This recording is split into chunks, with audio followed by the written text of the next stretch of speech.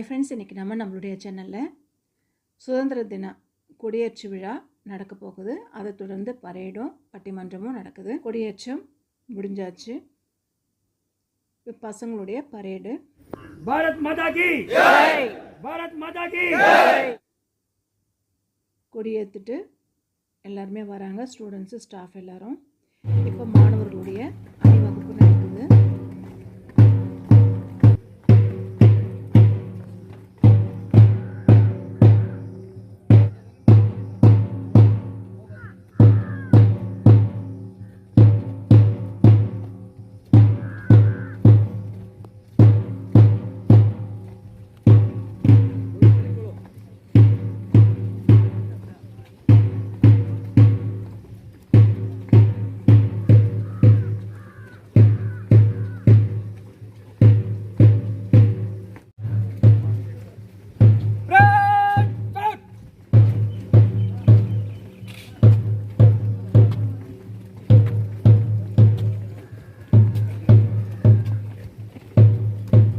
மாணவர்களுடைய பரேடு முடிஞ்சதும் இனிப்பு மாணவர்களுக்கும் ஆசிரியர்களுக்கும் வழங்குறாங்க. அதை தொடர்ந்து பட்டிமன்றம். சப்ஜெக்ட் இஸ் இன்றைய காலகட்டத்தில் அறிவியல் முன்னேற்றம் மாணவர்களின் முன்னேற்றத்தை செதுக்குகிறதா சிதைக்கிறதா?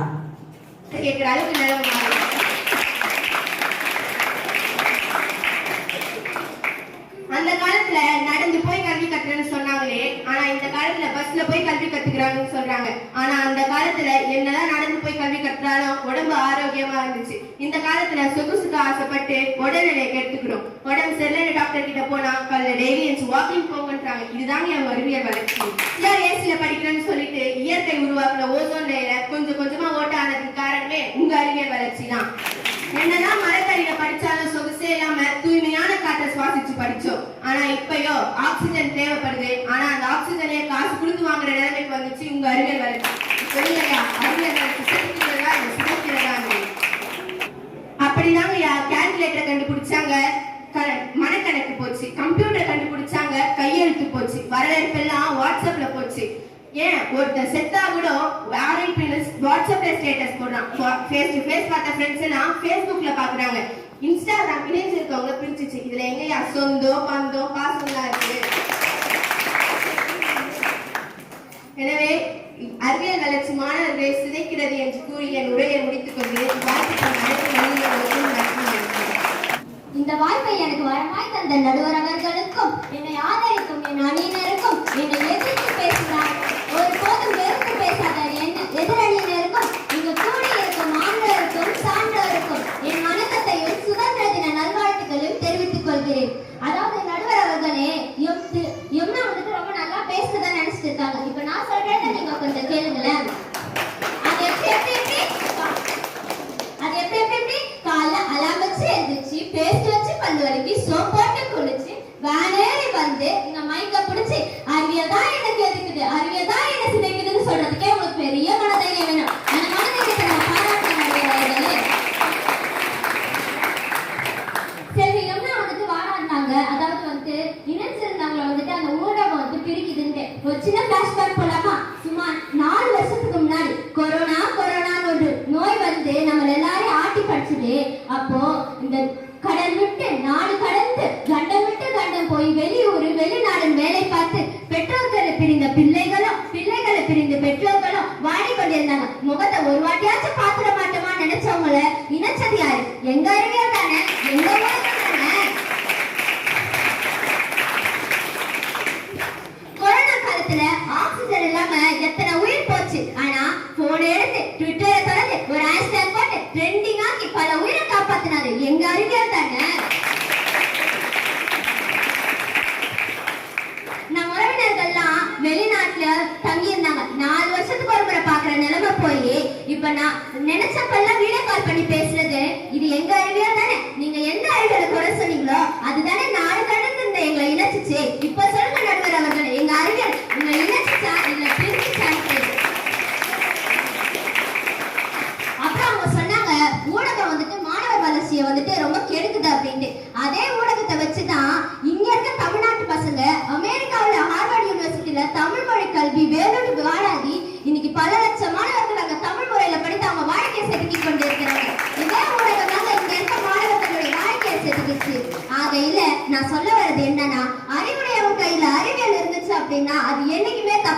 போகாது. அப்புறம் இந்த அறிவியல் வளர்ந்ததுனால தான் நோய் வந்துச்சுன்னு சொன்னாங்க. நோய் இன்னைக்கு தான் இருக்கு, அன்னைக்கு தான் இருந்துச்சு. ஆனா அன்னைக்கு என்ன ஊர் பேர் இல்லாம பல பேர் அந்த நோய்க்கு கொத்து கொத்தா தன் உயிரை விட்டாங்க. ஆனா இன்னைக்கு உங்களுக்கு ஹச்சுன்னு ஒரு தும்பல் வந்தா போடுவேன், பிளட் டெஸ்ட், இந்த டெஸ்ட், அந்த டெஸ்ட் எடுத்து உடனே உங்க உயிரை காப்பாற்றுறீங்களே, ஆப்பிரிக்கா கண்டத்துல அறிவியல் இல்லாத காலத்துல பல பேர் கொத்து கொத்தா உயிரிழந்தாங்க. அறிவியல் வந்ததுக்கு அப்புறம் அது கண்டுபிடிச்சாங்க டைபாய்டு நோய்னு. இப்போ உங்களுக்கு டைபாய்டு நோய் வந்திருக்குன்னு கண்டுபிடிச்சா 2 நாளைக்கு ஒரு முறை ஆன்டிபயோட்டிக், 2 வாரம் பெட் ரெஸ்ட்னு ஒரே மாசத்துல உங்களை குணப்படுத்தி அனுப்புறாங்களே, இதுக்கு காரணம் யாரு? அறிவியல் தானே. நீங்களே சொல்லுங்க, உங்களுக்கு சும்மா தும்பலோ இல்ல லைட்டா உடம்பு சூடு இருந்தா கூட நீங்க எங்க போறீங்க? ஆஸ்பத்திரிக்கு தானே போறீங்க. அப்புறம் நீங்க என்ன சொன்னீங்க, கொரோனா காலத்துல என்னாச்சு? நீங்க கபசுர குடிநீரை மட்டும் குடிச்சிட்டு மண்ண தண்ணியை மட்டும் தெரிஞ்சுதான் இருக்கீங்க. இல்லையே, எங்க அறிவியலாளர்கள் கண்டுபிடிச்ச கோவேக்சின், கோவிஷீல்டு, வேக்சின் என்னென்னமோ போட்டு உங்க உயிரை காப்பாத்திக்கிறீங்க. இப்பவே உங்களுக்கு அறிவியல்.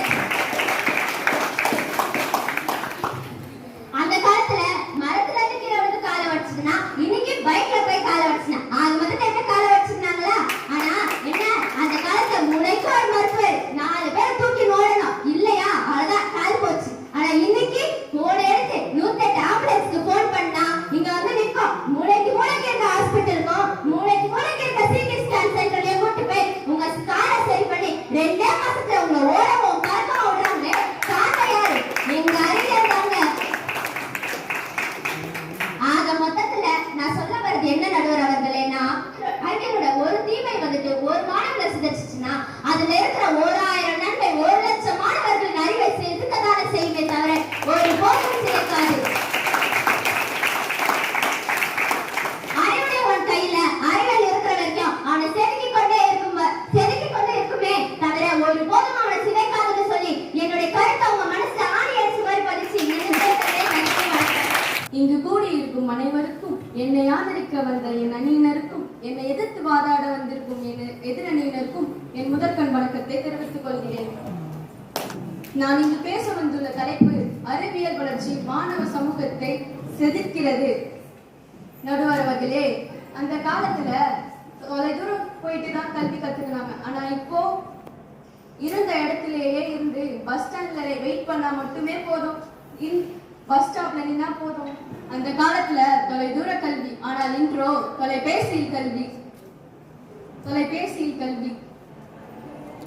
அன்னைக்கு குருகுல கல்வி, இன்னைக்கு கூகுளே கல்வி. இதுதான் எங்க அறிவியல் வளர்ச்சிங்க. அந்த காலத்துல கல்வி கத்துக்கணும்னா பல கிலோமீட்டர் நடந்து சென்று கல்வி கத்துக்கினாங்க. ஆனா இப்போ சொகுசா பஸ் ஏறி போய் கல்வி கத்துக்கிறோம். இதுக்கெல்லாம் காரணம் யாருங்க? எங்க அறிவியல் தாங்க. அப்போல்லாம் மரத்துக்கடியில உட்காந்து கல்வி கத்துக்கினாங்க. ஆனா இப்போ இவ்வளவு பெரிய பில்டிங்ல ஏசி ரூம்ல சிசிடிவி கேமரா முன்னாடி சேஃபா கல்வி கத்துக்கிறோம். என் உரையை முடிக்கின்றேன். நடுநிலையில் இருந்து நியாயமான தீர்ப்பை கூறும் நடுவர் அவர்களுக்கும், எங்களைப் போலவே வெற்றியை எதிர்நோக்கி இருக்கும் எதிரணியருக்கும், இங்கு கூடியிருக்கும் அனைவருக்கும் என் வணக்கத்தையும் சுதந்திர தின நல்வாழ்த்துக்களையும் தெரிவித்துக் கொள்கிறேன்.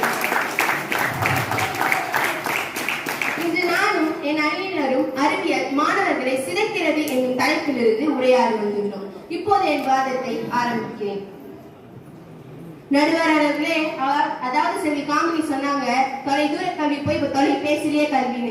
அதனாலதான் 70 வயசுல போட வேண்டிய கண்ணாடிய 7 வயசுல போட வேண்டிய நிலைமை வந்துச்சு.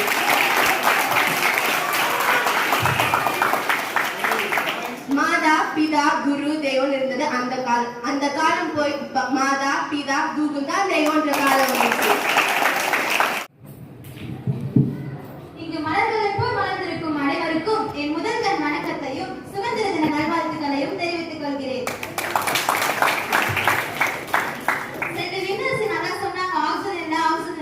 ஆக்சிஜன் எதனால இல்லாம போச்சு? உங்க அறிவியல் வளர மரத்தை வெட்ட ஆரம்பிச்சீங்க, மரத்தை வெட்டி காட்டுகள் எல்லாம் அழிச்சிங்க, அதனாலதாங்க ஆக்சிஜன் இல்லாம போச்சு. கொரோனா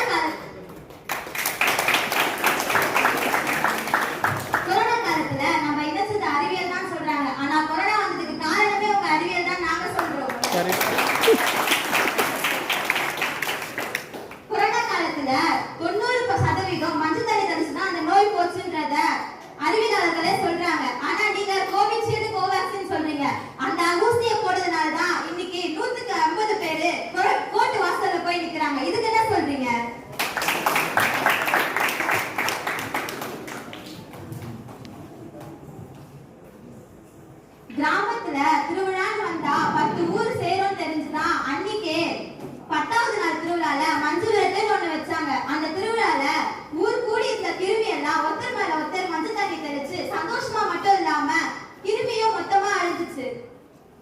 அன்றைய ஆன்மீகம் தான் இன்னைக்கு அறிவியலா நீங்க சொல்றீங்க. திருவிழான்னு வந்தா நாடுகள் ஒண்ணு இருக்கும். இதுல ஊர் 10வது நாள் திருவிழால அந்த 10 ஊர் கிராமமும் சேர்ந்து ஒரே இடத்துல உட்காந்து அந்த கிராமத்தை பார்க்கும். அதுக்கப்புறம் என்ன பண்ணீங்க? திரையரங்கம் ஒண்ணு கண்டுபிடிச்சீங்க. ஊரா இருந்தவங்க தனித்தனி ஊரா பிரிச்சீங்க. டிவி ஒண்ணு கண்டுபிடிச்சீங்க. ஊர்ல எல்லாம் சேர்ந்து ஒன்னா பார்த்தவங்கள குடும்பமா பிரிச்சீங்க.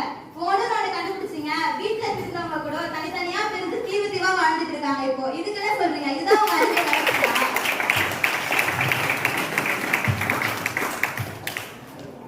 அந்த காலத்துல எல்லாம் எங்க அம்மா பாட்டி எல்லாம் பாத்தீங்கன்னா பைத்தமாவும் மஞ்சள் தான் மூஞ்சுக்கு போட்டு இருந்தாங்க. இன்றைக்கு பிள்ளைங்க அப்படியா? அது இது போட்டு அவங்க மூஞ்ச கரியாக்கிறது மட்டும் இல்லாம அவங்க வீட்டுல இருக்கவங்க காசையும் சேர்த்து செலவு பண்றீங்க. அன்னைக்கு எங்க பாட்டி எல்லாம் பாத்தீங்கன்னா விறகு உடைச்சு அடுப்பு பத்த வச்சு மண்பானை வச்சு கேழ்வரகோ கம்போ போட்டு கஞ்சோ கழியோ காசி குடிச்சு 81 வருஷம் நல்லா வாழ்ந்தாங்க. இன்னைக்கு அப்படியா? போன் எடுக்கிறீங்க, ஆர்டர் பண்றீங்க, அவன் 5 நிமிஷத்துல காலிங் பெல் தட்டுறான். ஃபாஸ்ட் ஃபுட் ஒன்று சாப்பிட்டு ஃபாஸ்டாவே போய் சேர்ந்துருவீங்க. நீங்க சொல்றது நம்ம கரெக்டா 5 நிமிஷத்துல ஈஸியா உங்களுக்கு ஃபுட் வருதுதான். அதே சமயம் எவனோ 50வது வயசுல சீக்கிரமா கூட்டு போயிடுவாரு உங்களை. அந்த காலத்துல பெண்கள் காலையில 4:30 மணிக்கெல்லாம் எழுந்து சாணி தெளிச்சு கோலம் போட்டாங்க. இன்னைக்கு இருக்க பிள்ளைங்க அப்படியா? காலையில எழுந்து லேட்டா எழுந்து தினமும் அவங்க பாட்டு அவங்க வேலையை பாக்குறாங்க. ஆனா அந்த காலத்துல 4:30 மணிக்கு எழுந்து கோலம் போட்டதுனால தான் தூய்மையான காற்று அவங்களால சுவாசிச்சுக்க முடிஞ்சது. அதனாலதான் பெண்களுக்கு நிறைய சுகப்பிரசவம் நடந்துச்சு. இன்னைக்கு அப்படியா? 90% பேருக்கு அறுவை சிகிச்சை தான் நடக்குது. அதுக்கு காரணமே இந்த காலையில கோலம் போடாதுதான். இதனாலதான் நாங்க சொல்றோம் அறிவியல் எங்களை சிதைக்குது. நன்றி. இங்குள்ள அனைவருக்கும் என் வணக்கத்தையும் சுதந்திர தின வாழ்த்துக்களையும் தெரிவித்து எனது வாதத்தை தொடங்குகிறேன். என் எதிரணியை சேர்ந்த பாவனா ரொம்ப அருமையாகவும் அறிவாகவும் பேசினதா அவங்க நினைச்சிட்டு இருக்காங்க. ஆனா நான் சொல்றதையும் கொஞ்சம் கேளுங்க நடுவரையா. தொழிற்சாலையில இருந்து புகை வர்றதெல்லாம் சரிதான். ஆனா அதெல்லாம் எதனால வருது? மனிதர்களின் பேரரசுனால அவங்க அதிகமா யூஸ் பண்றதுனால தானே வருது. அது மனிதர்களின் தப்பா இல்ல அதை கண்டுபிடிச்சவங்களோட தப்பா? அளவுக்கு மீறினா அமிர்தமோ நஞ்சுன்னு பெரியவங்க நான் சும்மாவா சொன்னாங்க? பாவனா சொன்னாங்க அந்த காலத்து பெண்கள் எல்லாம் காலையில எழுந்து கோலம் போட்டாங்க. ஆனா இப்ப இருக்க பெண்கள் எல்லாம் போடுறது இல்லைன்னு அவங்க சொன்னாங்க. அப்ப இருந்த பெண்கள் எல்லாம் வீட்டுல இருந்தாங்க, அதனால அவங்க அதெல்லாம் செஞ்சாங்க. ஆனா இப்ப இருக்க பெண்கள் எல்லாம் பாரதி கண்ட புதுமை பெண்ணாக ஆண்களுக்கு சமமா பெண்களும் இப்ப வேலைக்கு போயிட்டு அவங்களும் சம்பாதிக்க. ஆனா அப்படி இருந்தோம் அவங்களும் இப்ப அந்த வேலையெல்லாம் செய்யறாங்க. ஆனா என்ன ரெடிமேட் பேக்கெட்டா வைக்கிறத வாங்கிட்டு வந்து அதை செய்யறாங்க. வேலைக்கு போயிட்டு அந்த வேலையும் செஞ்சுட்டு வீட்டுக்கு வந்து இந்த வேலையும் செஞ்சுட்டு இருக்காங்க. அப்ப அவங்களுக்கு என்ன சொல்றீங்க? ஒரு அறிவியல்ல கண்டுபிடிச்ச நோக்கத்தை விட்டுட்டு மற்ற நோக்கத்தெல்லாம் செஞ்சுட்டு அறிவியல்லாம் எங்களை செய்யுதுன்னு சொன்னா இதெல்லாம் கேட்க கொஞ்சம் வேடிக்கையா தான் இருக்குது. அந்த காலத்துல பெண்கள் எல்லாம் வீட்லயே முடங்கி கிடந்தாங்க. ஏன்? பாதுகாப்பு இல்லைன்னு தானே. ஆனா இப்போ அதே பெண்கள் அறிவியலாலும் அழகால வளம் வராங்க. ஏன்? அதுக்கேற்ற சேஃப்டி ஆப்ஷன் அவங்களுக்கு நிறைய இருக்கிறதுனால தானே அவங்க வராங்க. ஆக மட்டும் அறிவியல் ஒரு சமூகத்தை செதுக்குகிறதை தவிர ஒரு பொருள் சிதைக்காத என கூறி விடைபெறுகிறேன். நன்றி. காத்து மேல, காத்து கீழே, காத்து சைட்ல, காத்து ரைட்ல, வீட்டு மேல காத்தடிக்குது, காத்து ரொம்ப நாத்தடிக்குது, சைட்ல பார்த்த குப்பா மேடுமா. போலீஸ் மாமா கெஞ்சா விட்டார். நடுவர் அவர்களே, இது என்னன்னு பாக்குறீங்க? இப்ப இதுதான் இன்ஸ்டாகிராம்ல ட்ரெண்டிங் ரீல்ஸ் பண்ற பேர்ல மாலை குச்சி போவாங்களாம், கால் தவறி சாவாங்களாம், அதுக்கப்புறம் பசங்க தெரியல சமுதாயம் தெரியல எங்க சொல்லி சொல்லுவாங்களாம். இதெல்லாம் யாரும் நடுவர் அவர்களே நீங்களே சொல்லுங்க. ப்ளூ வேல்னு ஒரு கேமை கொண்டு வந்தாங்க. 5 வருஷத்துக்கு முன்னாடி சுமார் 58 பேர் இறந்துட்டாங்க. இதுக்கு காரணம் என்ன நடுவர் அவர்களே? இவ்வளவு நேரம் வாதாட்டி இருந்தாங்களே, அந்த அறிவியல் வளர்ச்சி மட்டும்தான். ஒருத்த 5 ரூபாய்க்கு பேஸ்ட் வாங்க பக்கத்துல இருக்க சூப்பர் மார்க்கெட்டுக்கு போனா அவங்க கிட்ட ஒரு சாலியை கொடுத்துடுறாங்க. அவனுக்கு கௌரவ குறைச்சனால 5 ரூபாய்க்கு வாங்க வேண்டியவன் 5000 ரூபாய்க்கு பொருள் வாங்குறான். அது மட்டுமா, வெள்ளிக்கிழமை ஆனா கோயிலுக்கு போற கூட்டம் போய் இப்ப ஞாயிற்றுக்கிழமை ஆனா